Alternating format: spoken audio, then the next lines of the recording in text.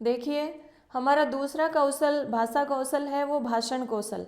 तो ये कितने नंबर का कौशल है? द्वितीय कौशल है। भाषण कौशल कौन से नंबर का है? द्वितीय कौशल है। पहला कौशल श्रवण हो गया।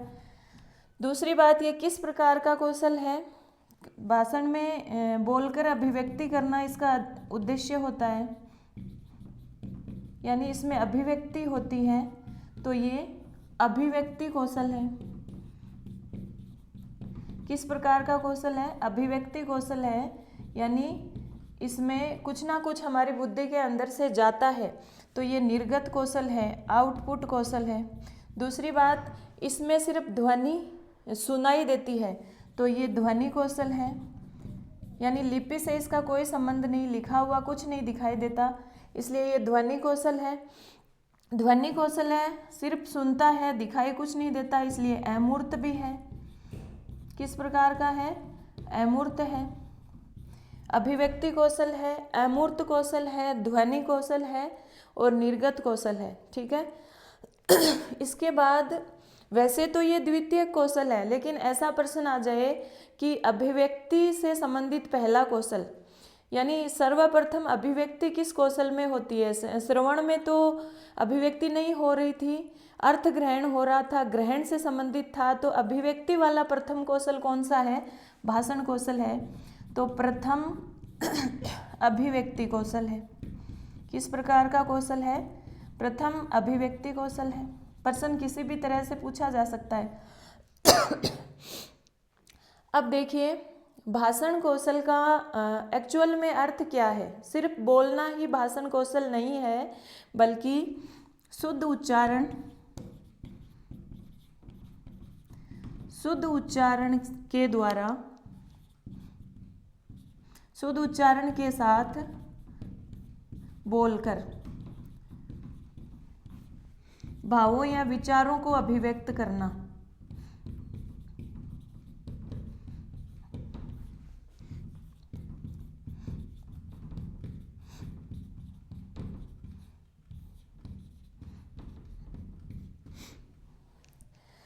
शुद्ध उच्चारण के साथ बोलकर भावों या विचारों को अभिव्यक्त करना क्या कहलाता है? भाषण कौशल कहलाता है। तो इसमें मुख्य बात किसकी आती है? शुद्ध उच्चारण की आती है। तो आपसे प्रश्न पूछा जाएगा कि बालक की उच्चारण क्षमता का विकास, इसमें सिर्फ उच्चारण ही तो होता है, पढ़ना तो होता ही नहीं, वाचन तो होता ही नहीं। पठन या वाचन किसको कहते हैं? जब देखकर किसी चीज़ को पढ़ा जाता है तो उसको वाचन या पठन कहते हैं, और उच्चारण बिना देखे उसको जब बोला जाता है, किसी बात को अभिव्यक्त किया जाता है, तो वो उच्चारण है। तो इसमें उच्चारण क्षमता का विकास होता है। प्रश्न पूछा जाएगा कि बालक की उच्चारण क्षमता का विकास करने वाला एकमात्र कौशल कौन सा है? भाषण कौशल है, क्योंकि उच्चारण से संबंधित यही एकमात्र कौशल है। श्रवण में तो सिर्फ सुनेगा, और पठन में देखकर पढ़ेगा, और उसमें लेखन में लिखेगा। तो एकमात्र सबसे ज़्यादा उच्चारण क्षमता का, बोलने की क्षमता का विकास किस में होगा? भाषण कौशल में। दूसरी बात एक और पूछेगा कि बालक में, इस तरह से प्रैक्टिकल क्वेश्चन बनते हैं, सभाओं में सक्रिय भागीदारी, ऐसा कौन सा कौशल है जो बालक के लिए आगे जाकर सभाओं में सक्रिय भागीदारी के लिए बालक को तैयार करेगा? तो वो भाषण कौशल ही है। जितना वो बोलना सीखेगा, आगे जाकर उसकी झिझक उतनी कम होगी, और वो झिझक कम होती जाएगी, तो सभा में या लोगों के बीच में किसी भी मंच पर भागीदारी करने की उसकी क्षमता बढ़ेगी।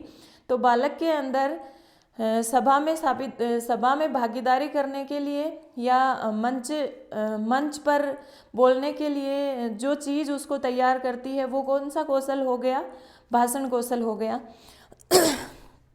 इसके अलावा जो महत्वपूर्ण प्रश्न भाषण कौशल में से जो बनता है, वो ये है कि भाषण कौशल का विकास करने वाला महत्वपूर्ण साधन, भाषण कौशल का विकास कौन से घटक के द्वारा किया जा सकता है? तो वो आता है अभ्यास। इसमें अनुकरण प्लस अभ्यास आता है, और एकमात्र ऑप्शन आए तो सिर्फ अभ्यास। भाषण कौशल को सबसे ज़्यादा विकसित करने वाला उपाय है अभ्यास। बालक को जितना अधिक अभ्यास करवाया जाएगा, उच्चारण करवाया जाएगा, जितना अधिक बोलने का अभ्यास करवाया जाएगा, उसकी भाषण कौशल की क्षमता उतनी ही विकसित होती जाएगी। तो भाषण कौशल को विकसित करने वाला एकमात्र जो घटक है सबसे प्रभावशाली, वो है अभ्यास। यानी सुनकर के वो अनुकरण करेगा और फिर बाद में अभ्यास करता जाएगा, तो भाषण कौशल का विकास होता जाएगा। तो आपसे पूछा जाएगा कि भाषण कौशल को विकसित करने वाला उपाय, तो अभ्यास। इसके अलावा और भी हैं, लेकिन महत्वपूर्ण सबसे प्रभावशाली जो है वो अभ्यास है। तो इसमें अनुकरण और अभ्यास दोनों आते हैं। पहले अनुकरण करेगा फिर अभ्यास करेगा।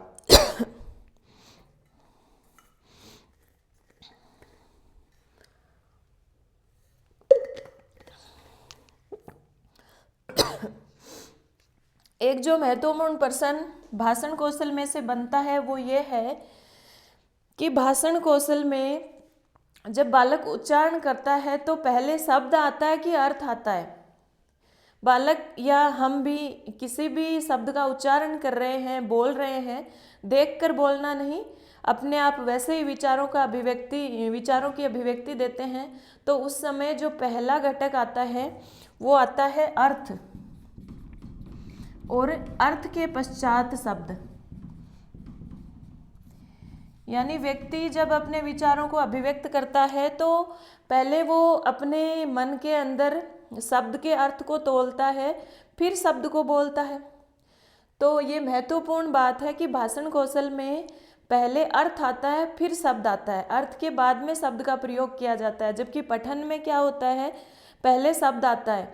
यानी हम कोई वाक्य बोल रहे हैं तो बिना उसका अर्थ जाने पहले उसका वाचन करते हैं, फिर वाक्य के अनुसार उसका अर्थ लगाया जाता है। तो भाषण और पठन में दोनों एक दूसरे के विपरीत हैं। भाषण में पहले अर्थ आएगा, यानी अपने मन में हम किसी शब्द के अर्थ को तोलते हैं, अर्थ जान करके फिर उसको अभिव्यक्त करते हैं। यानी हम अर्थ जान रहे हैं उस बात को, तभी तो उच्चारण कर रहे हैं, तभी तो बोल रहे हैं। तो पहले अर्थ फिर शब्द का प्रयोग होता है। तो ऐसा कौन सा कौशल है जिसमें पहले अर्थ आता है और फिर शब्द आता है, तो वो कौशल होगा भाषण कौशल। ठीक है, तो एक प्रश्न यहाँ से बनता है। हम सिर्फ एग्जाम ओरिएंटेड पढ़ रहे हैं, वैसे बहुत सारा पढ़ने के लिए तो बुक होगी आपके पास, पर जहाँ जहाँ से प्रश्न बनता है वही चीज़ें पढ़ रहे हैं। तो भाषण कौशल में अर्थ आता है, फिर उसके बाद शब्द आता है। एक प्रश्न ये बनता है कि भाषण कौशल का जो संबंध है वो शुद्ध उच्चारण से होता है। तो जैसे कहा गया है कि ज़्यादा ग्रंथों को नहीं पढ़ो, लेकिन इतनी व्याकरण पढ़ो कि स्वजन नहीं हो जाए। यानी हम जो दंते श है उसको तालव्य श की तरह नहीं पढ़ने लग जाएं, इतना हमें ज्ञान होना चाहिए। तो स्वजन मानी होता है परिजन यानी संबंधी, और परिवारजन, और स्वजन का मतलब होता है कुत्ता। तो अगर उच्चारण सही नहीं करेंगे, भाषण कौशल हमारा सही नहीं होगा, तो स्वजन हो जाएगा।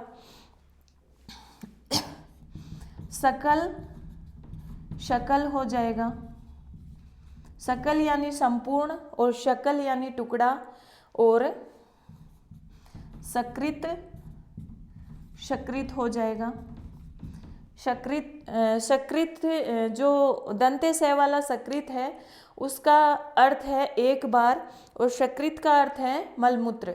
तो ये सारे अर्थ के अनर्थ हो जाते हैं अगर हमारा उच्चारण सही नहीं होता। तो स्वजन का स्वजन होना, सकल का शकल होना, और सकृत का सकृत होना, ये किस कौशल से संबंधित है, यानी किस कौशल का सही विकास नहीं होगा तो इस तरह की स्थिति हो जाएगी, तो वो कौशल है हमारा भाषण कौशल। तो एक प्रश्न यहाँ से भी बनता है।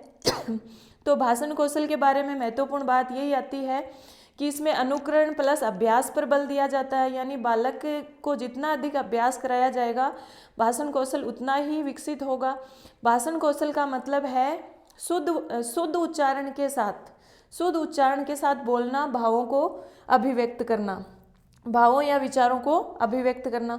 फिर भाषण कौशल है वो उच्चारण क्षमता को सबसे अधिक विकसित करता है। बालक को मंच संचालन और सभाओं में सक्रिय भागीदारी के लिए तैयार करता है। इसके बाद उसको अशुद्ध उच्चारण से बचाता है, यानी अर्थ का अनर्थ होने से कौन बचाता है? भाषण कौशल। अब आगे हम देखते हैं भाषण कौशल को विकसित करने वाले उपाय, यानी कक्षा में हम कौन कौन से उपाय, अध्यापक कौन कौन से वो कार्य कर सकता है जिससे बालक के भाषण कौशल का विकास हो सके। क्योंकि भाषण कौशल की शुरुआत तो परिवार से और वातावरण से हो जाती है, यानी परिवार में वो बोलना तो सीख लेता है, आसपास के वातावरण में जैसा सबसे ज़्यादा बालक के जीवन में अगर कोई चीज़ प्रभाव डालती है तो वो उसके इन्वायरमेंट, वातावरण ही प्रभाव डालता है कि बालक को जिस तरह के वातावरण में, जिस तरह के इन्वायरमेंट में रखा जाएगा उसका भाषण कौशल वैसा ही होगा कि जो व्यक्ति जहाँ रहेगा वो वहाँ की भाषा का ही तो प्रयोग करेगा, वहाँ की भाषा उसके भाषण कौशल में आएगी, यानी वो बोली का लहजा उसके अंदर आएगा। तो व्यक्ति के भाषण कौशल पे, बच्चे के भाषण कौशल पे जो प्रभाव डालता है सबसे ज़्यादा वो डालता है वातावरण। और दूसरी बात यह आती है कि भाषण कौशल का विकास कहाँ से शुरू करना चाहिए? तो प्राथमिक स्तर से ही शुरू करना चाहिए। प्राथमिक स्तर के बालक को ज़्यादा से ज़्यादा अवसर देने चाहिए भाषण कौशल को विकसित करने के लिए, यानी बच्चे को प्रार्थना सभा में और कक्षा में ज़्यादा से ज़्यादा बोलने का अवसर दिया जाए ताकि उसका भाषण कौशल आगे के लिए विकसित हो सके, वो खुल सके।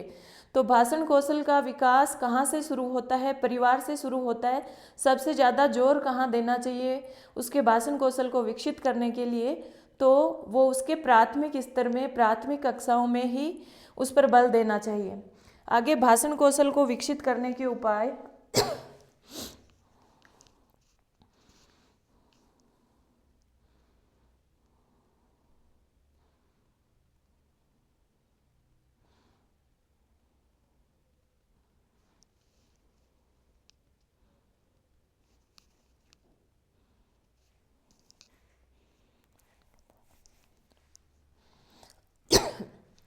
देखिए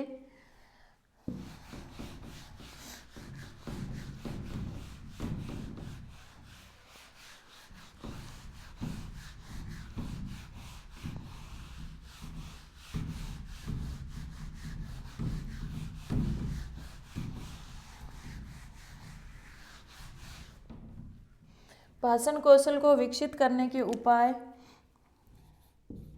सबसे पहला तो अभ्यास होता ही है, आपको पता ही है कि बालक को अधिक से अधिक अभ्यास कराया जाए।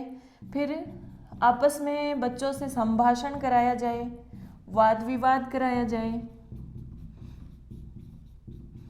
चित्र पठन, यानी चित्र को देखकर वो बोलना सीखे और उन्हें उनसे कथा भी सुनी चाहिए, कथा कथन। ये सारी चीज़ें हैं जिनसे भाषण कौशल का विकास होता है, यानी ज़्यादा से ज़्यादा बालकों से अभ्यास कराया जाए, बोलने का, संभाषण कराया जाए, वाद विवाद, चित्र पठन, कथा कथन। ये सारी चीज़ें हैं जिनके द्वारा हम बालक के भाषण कौशल का विकास कर सकते हैं। इसके बाद बालक का जो भाषण कौशल है वो अभ्यास से तो विकसित होता जाता ही है। इसके अलावा वाणी जो है, वाणी, भाषण का मतलब यही तो है, वाणी का अत्यधिक विकास होना। तो वाणी के 4 प्रकार हैं, वो भी कभी कभार परीक्षा में पूछ लिए जाते हैं। तो वाणी के भेद कितने होते हैं? 4। कौन कौन से? परा, पश्यन्ती, मध्यमा और वेखरी। परा कौन सी वाणी है? जो ब्रह्म रूप वाणी है और मूल आधार चक्र में विद्यमान है। पश्यन्ती है वो हमारे नाभि चक्र में विद्यमान होती है। मध्यमा हमारे हृदय में विद्यमान होती है। और वेखरी किस प्रकार की वाणी है? जो हमारे मुख में विराजमान होती है। ये वाणी के 4 भेद हैं। यहाँ से भी प्रश्न कई बार पूछ लिया जाता है। इसके बाद उच्चारण के समय, क्योंकि भाषण में उच्चारण मेन आता है, तो कई बार पूछ लिया जाता है कि निम्न में से उच्चारण करते समय, उच्चारण के समय कौन कौन सी बातों का ध्यान रखना चाहिए, यानी निम्न में से कौन सी बात है, कौन सी चीज़ है जो उच्चारण के समय ध्यान रखने योग्य नहीं है, इस तरह से भी पूछ लिया जाता है। तो एक तो मात्रा का ध्यान रखा जाना चाहिए शुद्ध उच्चारण के लिए। फिर बल, बल यानी उच्चारण स्थान और प्रयत्न। हमने वर्णों के जो उच्चारण स्थान और प्रयत्न पढ़े हैं, उच्चारण स्थान और प्रयत्न पढ़े हैं कि किस वर्ण का उच्चारण कहाँ से हो रहा है और किस वर्ण पर ज़्यादा बल लगाया जाता है, किस पर कम बल लगाया जाता है, ये चीज़ भी हमें ध्यान रखनी चाहिए। इसके बाद जो तीनों शय हैं, तालव्य, मूर्धन्य और दंते, इनके उच्चारण का भी ध्यान होना चाहिए। फिर विराम, जो विराम चिन्ह है यानी कहाँ पर हमें रुकना है, उसका भी हमें ज्ञान होना चाहिए। और इसके बाद में यति, यति को भी विराम ही कहते हैं, यानी कितने वर्णों के बाद में रुकना है छंद में, वो चीज़ यति है। और लय, यानी यूँ नहीं है गद्य को ही सुर ताल में पढ़ने लग जाओ, तो लय का भी हमें ध्यान रखना चाहिए। तो ये मात्रा, बल, बलाघात, विराम, यति, लय, ये सारी चीज़ें हैं जो उच्चारण के समय हमें ध्यान रखनी चाहिए। तो ये भाषण कौशल से जुड़ी हुई महत्वपूर्ण बातें हो गई।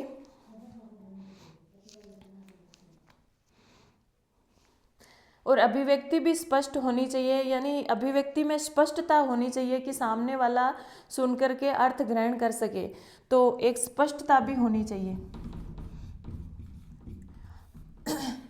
और सबसे मुख्य बात जो यहाँ पर बनती है, जहाँ से प्रश्न पूछा जा सकता है, मैं ऐसा समझती हूँ कि भाषण कौशल में से प्रश्न पूछा जाएगा, तो यहाँ से पूछा जाएगा कि भाषण कौशल को विकसित करने का महत्वपूर्ण उपाय क्या है, यानी भाषण कौशल से जुड़ा हुआ मुख्य बिंदु कौन सा है, तो वो अभ्यास है। और श्रवण में क्या आया था, अनुकरण आया था। और दूसरी बात कि भाषण कौशल में अर्थ पहले आता है कि शब्द पहले आता है, तो उच्चारण करते हैं तो पहले अर्थ को जानते हैं अपने मन में, फिर शब्द बाहर निकलता है, तो पहले अर्थ फिर शब्द। इसके बाद जो हमारा नेक्स्ट कौशल है वो है पठन या वाचन कौशल, तो इसके नेक्स्ट हम उसका अध्ययन करने वाले हैं। धन्यवाद।